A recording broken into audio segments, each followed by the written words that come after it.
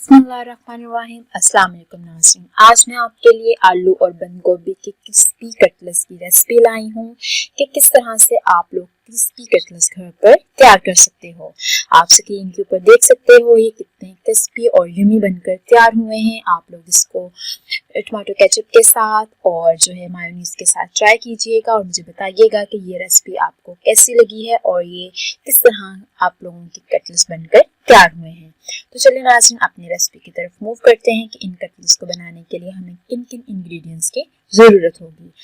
सबसे पहले नाज़रीन जो मैंने 2 बड़े आलू है वो लिए हैं, जिनको मैंने उबाल लिया है और इनके ऊपर से मैंने जो छिलका है वो उतार दिया है। मैंने यहाँ पे 3 से 4 जो है वो सब्ज़ मिर्चें ली हैं, प्याज ली है और मैंने यहाँ पर सब्ज़ धनिया का यूज़ करना है। इसके अलावा आप लोगों ने इसके अंदर बंद गोभी का यूज़ करना है। सबसे पहले हम लोगों ने नाज़रीन आलू जो हैं उसको अच्छे से मैश कर लेना है। आप लोग चाहे हाथों की मदद से करें चाहे मैशर की मदद से इसको मैश कर लें। उसके बाद मैंने इसके अंदर जो है 4 दरमियाने साइज़ की जो सब्ज़ मिर्चें थी जिसको मैंने काट लिया था वो मैंने ऐड करनी है। उसके बाद नाज़रीन हम लोगों ने इसके अंदर जो है वो 1 दरमियाने साइज़ का प्याज को ऐड करना है और नाज़रीन प्याज की कटिंग आपके पास बहुत बारीक होनी चाहिए, ठीक है। और आप लोगों ने इसके अंदर प्याज ऐड कर देना है। अब नाज़रीन नेक्स्ट स्टेप के अंदर यहाँ पर मैंने बंद गोभी का यूज़ किया है। बंद गोभी का यूज़ आपके लिए ऑप्शनल है, लेकिन ये मैंने बेसिकली आलू और बंद गोभी के ही कटलेट्स बनाए हैं, तो अगर आपके पास अवेलेबल है तो इसे लाजमी यूज़ कीजिएगा। अब स्पाइसेस में सबसे पहले मैंने हाफ टी स्पून हल्दी ऐड की है, हाफ टेबल स्पून सुरख मिर्च ऐड की है, हाफ टेबल स्पून ही मैंने यहाँ पे नमक का यूज़ किया है और हाफ टेबल स्पून यहाँ पे मैंने काली मिर्च का यूज़ किया है। इसके अलावा इसके अंदर कोई और मसाला नहीं जाएगा।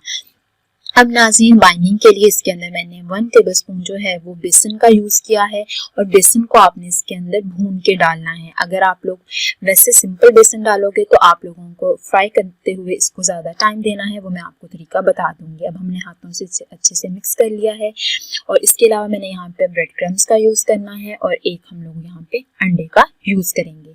तो चलिए नाज़रीन रेसिपी की तरफ मूव करते हैं। सबसे पहले आप लोगों ने हल्का सा ऑयल लगा लेना है अपने हाथों के ऊपर, फिर आप लोगों ने थोड़ा थोड़ा मटेरियल को उठाना है और इसके आप लोगों ने जो है वो कटलेट्स बनाना शुरू कर देने हैं। आप लोग अपने रिक्वायर्ड जो है शेप देना चाहते हो जो कटलेट्स को, उसके अकॉर्डिंग आप लोग इसको शेप दे लीजिए।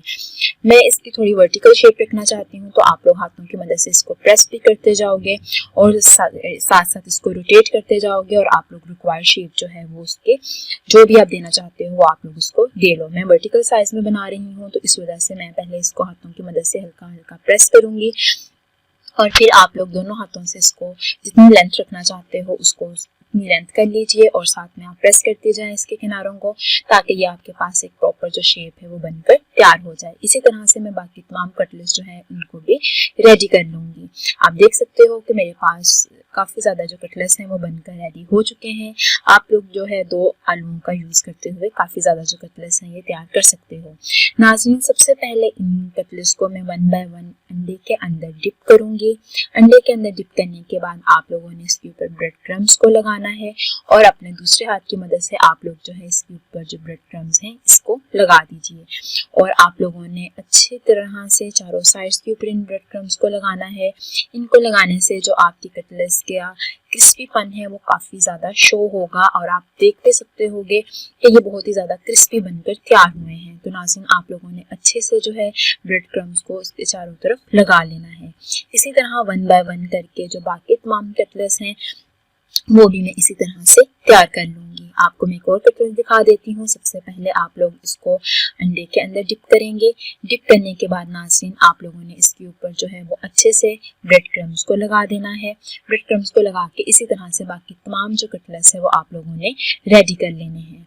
और नाज़रीन अब सबसे इम्पोर्टेंट स्टेप मैंने आप लोगों को बताना है कि अगर आप लोगों ने यहाँ पे कच्चा बेसन यूज़ करना है तो आप लोगों ने इसको फ्राई करने में थोड़ा ज़्यादा टाइम देना है, ताकि आपके पास जो बेसन की स्मेल है वो उसके अंदर से ख़त्म हो जाए और अच्छे से अंदर तक फ्राई हो जाए। अगर आप भून के 1 चम्मच जो है इसके अंदर बेसन की डालोगे फिर आप लोग इसको ज़्यादा जल्दी फ्राई कर सकते हो। मैं दोनों तरीके आपको बता देती हूँ, जिस तरह से आप लोगों को सूट करे आप लोग उसी तरह से इसको तैयार कर लीजिएगा।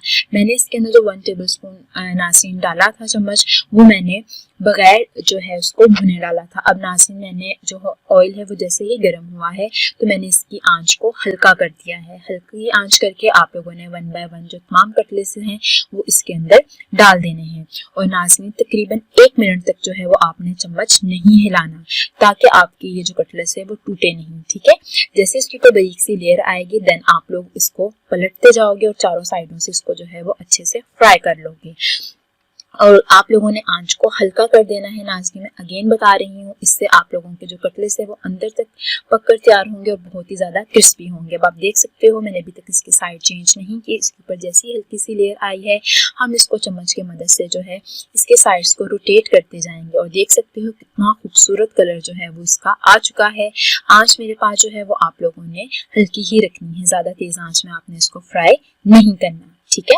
अगर आप लोग इसके अंदर भून के बेसन डालोगे तो फिर आप लोग दरमियानी आंच को रखते हुए इसको पका लोगे क्योंकि उसके अंदर से कच्चापन पहले ही दूर हो चुका होगा। इसी तरह से 1 बाय 1 आप लोग सारे जो कटलेस हैं उसको अच्छे से हर साइड से जो है वो फ्राई कर लोगे। तो आप देख सकते हो कि ये अच्छे से चारों साइड के ऊपर जो है खूबसूरत सा ब्राउन कलर आ चुका है। अब हमारे पे ये जो कटलेस है वो बनकर रेडी हो चुके हैं।